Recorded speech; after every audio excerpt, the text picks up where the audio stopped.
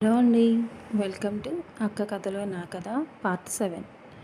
Video చూస్తున్నారు కానీ ఎక్కువ మంది లైక్ చేయట్లేదు. ప్లీజ్ లైక్ చేయండి. కొత్తగా చూసేవాళ్ళు సబ్స్క్రైబ్ చేయండి. ఇంకా కథలోకి వెళ్దాం. రోజులాగానే కాలేజీకి బయలుదేరాను. ఇంతలో ఎవరో ఒక కొత్త వ్యక్తి మా ఇంటికి వచ్చాడు. అతన్ని నేను ఎప్పుడు చూడలేదు. అమ్మా, ఎవరో వచ్చారు చూడు అని చెప్పి నేను కాలేజీకి బయలుదేరాను. సాయంత్రం ఇంటికి వచ్చేసరికి అక్క, అమ్మ రెడీ అయ్యి ఏదో ఊరు వెళ్ళడానికి రెడీ అయ్యారు. ఎక్కడికి వెళుతున్నారు?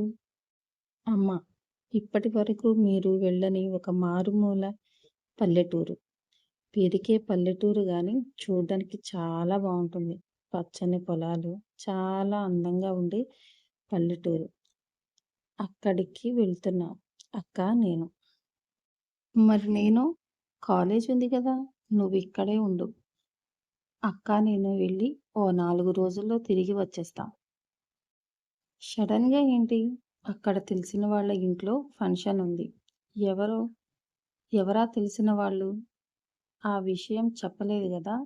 వాళ్ళు ఎవరో కాదు, మామయ్య వాళ్ళు. వాళ్ళ అమ్మాయి పెద్ద మనిషి అయిందంట. రమ్మని కబురు పెట్టారు. అక్కని తీసుకొని వెళ్తున్నాను. నువ్వు జాగ్రత్తగా చదువుకో. సరే మరి, వెళ్ళొస్తాం. 4 గంటల బస్సు ప్రయాణం తర్వాత ఆ ఊరికి చేరుకున్నాం.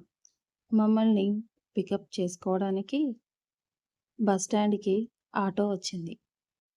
ఆటో ఎక్కి మామయ్య వాళ్ళ ఇంటికి వెళ్ళాం.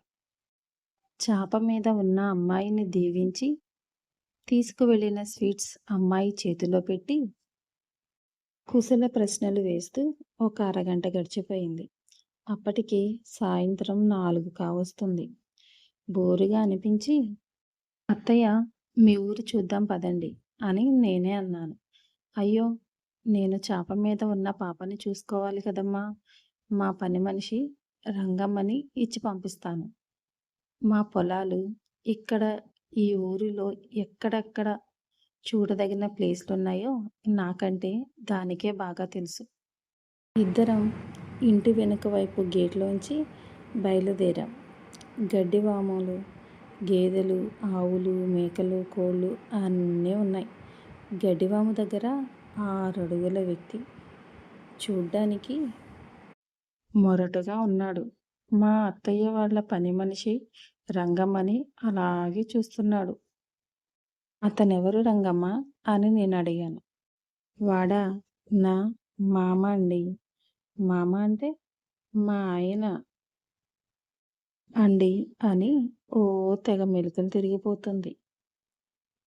అమ్మగారు, మీకు పెళ్ళయిందా అండి? నేను నీ గురించి అడుగుతుంటే నువ్వు నా గురించి అడుగుతావేంటి? మా మామ నా కోసం ఎదురు చూస్తుంటాడు. చెప్పొచ్చో లేదో అని వివరం కోసం అడిగానండి.